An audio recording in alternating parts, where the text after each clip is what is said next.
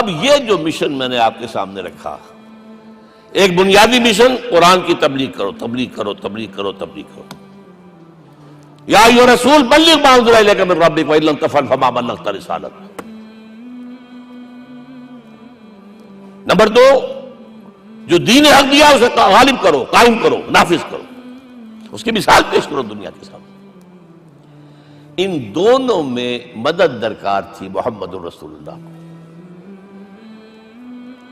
جیسے حضرت مسیح نے کہا تھا، وَإِذْ قَالَ عِيسَىٰ ابْنُ مَرْيَمَ لِلْحَوَارِيِّينَ مَنْ أَنصَارِي إِلَى اللَّهِ، کون ہے میرا مددگار اللہ کی راہ میں؟ جیسے کہ اللہ فرماتے سورہ حدید میں، بڑی پیاری آیت ہے، بڑی ریولوشنری آیت ہے، بلکہ میں لفظ استعمال بڑی ننگی انقلابی آیت ہے قرآن مجید کی۔ اتنا صاف اللہ تعالیٰ ہی سچ بول سکتا ہے، کوئی اور تو ضرور کہیں نہ کہیں اس کے اوپر کوئی کپڑا ڈال کے بات کرے گا۔ آیت نمبر 25 آف سورۃ الحدید، لقد ارسلنا رسلنا بالبینات، ہم نے اپنے رسولوں کو بھیجا واضح نشانیوں کے ساتھ، معجزات کے ساتھ۔ وانزلنا معهم الکتاب والمیزان، ان کے ساتھ کتاب اتاری، شریعت اتاری، میزان اتاری، نظام اتارا۔ لِيَقُومَ النَّاسُ بِالْقِسْطِ، تاکہ لوگ عدل پر قائم ہوں۔ اس لیے کتاب کیوں بھیجی، رسول کیوں بھیجے، نبی کیوں بھیجے، وحی کیوں بھیجی؟ تاکہ لوگ عدل پر قائم ہوں۔ یہ اس سے بڑی آیت کوئی ہوگی؟ عدل اجتماعی، سوشل جسٹس۔ اب اگلا ٹکڑا پڑھیے، وَأَنزَلْنَا الْحَدِيدَ، ہم نے لوہا بھی اتارا ہے، فِيهِ بَأْسٌ شَدِيدٌ، اس سے اسلحہ بنتا ہے، جنگی قوت ہے۔ وَلِيَعْلَمَ اللَّهُ مَن يَنصُرُهُ وَرُسُلَهُ بِالْغَيْبِ، اور اللہ دیکھ لینا چاہتا ہے کون ہے اس کے وفادار بندے جو لوہے کی طاقت کو ہاتھ میں لے کر اللہ اور اس کے رسول کی مدد کرتے ہیں۔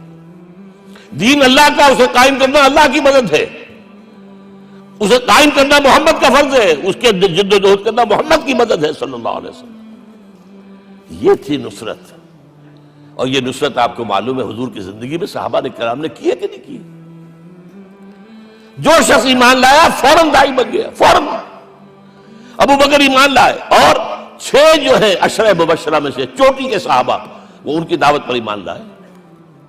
سعد ابن ابی وقاص، طلحہ، زبیر، عثمان، سعید ابن زید، یہ سب کون ہیں؟ حضرت ابو بکر کی دعوت پر۔ نوجوان ہیں، مصعب بن عمیر کو گھر سے نکال دیا چچا نے، اور برا نہ کر کے نکالا ہے کم وقت نے، اس لیے کہ باپ مر گیا تھا، بہت دولت چھوڑ گیا تھا، ماں نے بڑے ناز و نام میں پالا تھا۔ کہتے ہیں 200 درہم کا جوڑا اس کا بن کر آتا تھا شام سے، جیسے کبھی ہم کہتے تھے کہ پنڈت نہرو کے کپڑے جو ہے پیرس سے سل کر آتے ہیں۔ اور جہاں سے گزر جاتا تھا مصعب، اتنا اس نے لگایا ہوتا تھا عطر کے پوری گلی جو ہے وہ خوشبو سے جو ہے بھر جاتی تھی۔ چچا نے بلایا، تم جو یہ گلچھرے کر رہے ہو اپنے باپ کی دولت پر نہ، اور تم اسے کہتے ہو کافر، نکل جاؤ گھر سے۔ وہ چلنے لگے، یہ بات ہے، ٹین ایجر چلنے لگے۔ وہ سمجھا تھا کہ میرے یہ کہنے سے اس کے تو اس کو تارے نظر آ جائیں گے، یہ فوراً جو ہے توبہ کرے گا، پلٹ آئے گا۔ چلنے لگے تو اسے اور غصہ ہے، یہ کپڑے بھی اسی باپ کے ہیں، اتارو۔ وہی اتارے کپڑے، مادرزاد برہنہ ہو کر ماں کے پاس گئے ہیں۔ ماں نے آنکھوں پر ہاتھ رکھا، مصعب کیا ہوا ہے؟ فرمایا امی میں موحد ہو گیا ہوں، یہ ہے توحید۔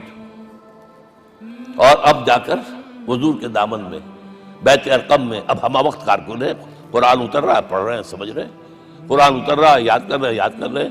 اور اس کے بعد جب کہا تھا مدینے والوں نے بیعت عقبہ اولیٰ پر کہ حضور ہمارے سے آپ کی ملاقات تو سال کے بعد ہی ہوگی، درمیان میں تو آپ کو معلوم ہے خون ریزی ہے، کوئی قافلہ بچ کے نہیں آ سکتا، تو اب آپ ہمیں کوئی اپنا شاگرد دیجئے۔ مصعب بن عمیر کو حضور نے کہا جاؤ ان کے ساتھ۔ وہاں ان کا نام پڑ گیا المقری، پڑھانے والا، قرآن پڑھانے والا۔ 75 آدمی اگلے سال لے کر آ گیا ہے، اور اسی سے بیعت عقبہ ثانیہ ہوئی ہے، اور ہجرت کا راستہ کھل گیا۔ اور اس کو ایک دفعہ حضور نے دیکھا، مسجد کے دروازے کے سامنے سے گزر رہا تھا مصعب، پھٹا ہوا کمبل تھا جسم پہ لپیٹا ہوا تھا۔ حضور کی آنکھوں میں آنسو آ گئے۔ غزوہ احد میں شہید ہوا کس طرح؟ علم بردار تھا، ایک ہاتھ پر وار پڑا ہے، کٹ کے گر گیا، ایک ہاتھ سے تھاما، دوسرے پر بھی گر گیا، دونوں جو بچے ہوئے حصے تھے اس سے تھاما. پھر جب ختم ہو گئے اس کے بعد جو ہے جب دفن کر رہے تھے تو حضور کے سامنے پرابلم لایا گیا. مصعب کے جسم پر تو کوئی کپڑا ہی نہیں تھا سوائے ایک چادر کے، ایک دھوتی. اللہ اللہ خیر صلی. اور شہید کا کفن ہوتا ہے اس کا اپنا لباس. حضور وہ اتنا چھوٹی ہے وہ چادر کہ پاؤں ڈھانپتے ہیں تو سر کھل جاتا ہے، سر ڈھانپتے ہیں تو پاؤں کھل جاتے ہیں. فرمایا سر کو ڈھانپ دو کپڑے سے اور پیروں پر گھاس ڈال دو. That was the last dress which Musab got. تو یہ لوگ جو تھے محمد رسول اللہ والذین معہ، یہ ساتھی حضور کے جنہوں نے حضور کے مشن میں آپ کا ساتھ دیا. اور ایک خاص مرحلے کا تو میں آپ کے سامنے ذکر ہی کر دوں، اس لیے کہ دین کی اقامت، دین کا غلبہ، اس میں تو جہاد اور قتال آئے گا لا محالہ. Nobody is going to allow you to change the system. اگر سسٹم بدلتا ہے تو اس کے ساتھ جو مفادات بدلتے ہیں وہ ختم ہو جاتے ہیں، جو پریولیجز ہیں وہ ختم ہو جاتے ہیں. لہذا جب غزوہ بدر کا مرحلہ آیا ہے، حضور نے مجلس شورا منعقد کی اور آپ نے جو وحی سے آپ کو بتا دیا گیا تھا، دیکھو ایک قافلہ آ رہا ہے شمال سے، مال غنیمت سے لدا پھدا ہے اور 50 صرف اس کے ساتھ محافظ ہیں. ایک لشکر آ رہا ہے جنوب سے ویل کانٹے سے لیس، اور اللہ نے وعدہ کیا ہے کہ ایک پر ضرور تمہیں فتح دے گا، بتاؤ کدھر چلے. یہ اصل میں کسی بھی سپہ سالار کے لیے وقت ہوتا ہے کہ اپنے ساتھیوں کے مورال کا اندازہ کرے. کچھ ہوں گے ہم جیسے کمزور بھی، انہوں نے کہا کہ حضور پہلے قافلے کی طرف چلے، آسانی سے فتح بھی ہو جائے گی اور ہتھیار مل جائیں گے ہمیں. ہمارے پاس تو ہتھیار بھی نہیں ہے، گنتی کے لوگوں کے پاس تلواریں بھی نہیں سب کے پاس، تو 50 آدمیوں کے ہتھیار تو ملیں گے. پھر لشکر سے نپٹ لیں. اب حضور کہہ رہے ہیں اشیرونی اشیرونی اشیرونی. حضرت مقداد بن الاسود کھڑے ہوتے، حضور ہمیں موسیٰ کے ساتھی نہ سمجھیے جنہوں نے کہہ دیا فَذَهَبَ أَنْتَ وَرَبُّكَ فَقَاتِلَا إِنَّا هَاهُنَا قَاعِدُونَ. ہم موسیٰ کے ساتھی نہیں ہیں، ہم آپ کے جانثار ہیں. آپ جو آپ کی نیت ہے آپ بسم اللہ کیجیے، ہم آپ کو کیا پتہ ہمارے ذریعے آپ کو اللہ تعالیٰ آنکھوں کی ٹھنڈک عطا فرمائے. حضور پھر فرمائے مجھے مشورہ دو، مجھے مشورہ دو. تب خیال آیا سعد ابن عبادہ رضی اللہ تعالیٰ عنہ کو، جو رئیس انصار تھے، ہو نہ ہو یہ ہماری طرف روئے سخن ہے. کیونکہ بیعت عقبہ ثانیہ جس کے نتیجے میں ہجرت ہوئی ہے، اس میں طے یہ ہوا تھا کہ اگر یہ مکے والے مدینے پر حملہ آور ہوں گے آپ کو ختم کرنے کے لیے، ہم آپ کی حفاظت ایسے ہی کریں گے جیسے ہم نے بیوی بچوں کی. اور ابھی مدینے پر حملہ ہوا نہیں ہے، حضور پری ایمپٹ کر رہے ہیں، باہر نکل کر مقابلہ کرنا چاہ رہے ہیں. تو گویا کہ انصار کور نہیں ہوتے اس کے اندر، اس لیے بار بار اشیرونی، مجھے مشورہ دو. اب سعد بن عبادہ کھڑے ہوتے ہیں، کانک تعنینا یا رسول اللہ صلی اللہ علیہ وسلم. اے اللہ کے رسول شاید آپ کا روئے سخن ہماری جانب ہے. فإنا آمنا بک وصدقناک، ہم آپ پر ایمان لا چکے ہیں، ہم نے آپ کی تصدیق کی، اب ہمارے پاس چوائس کون سا ہے؟ اگر آپ آگے چلیں ہم پیچھے چلیں گے، اگر برق الغماد تک پہنچیں گے ہم اپنی اونٹنیوں کو دبلا کر دیں گے. یمن کا آخری شہر جو ہے برق الغماد.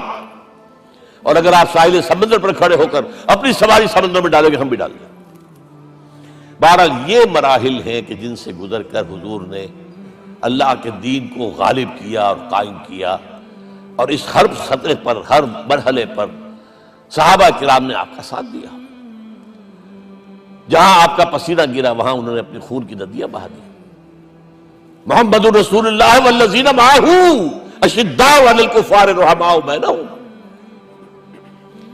یہ ہے در حقیقت عظمت محمد صلی اللہ علیہ وسلم.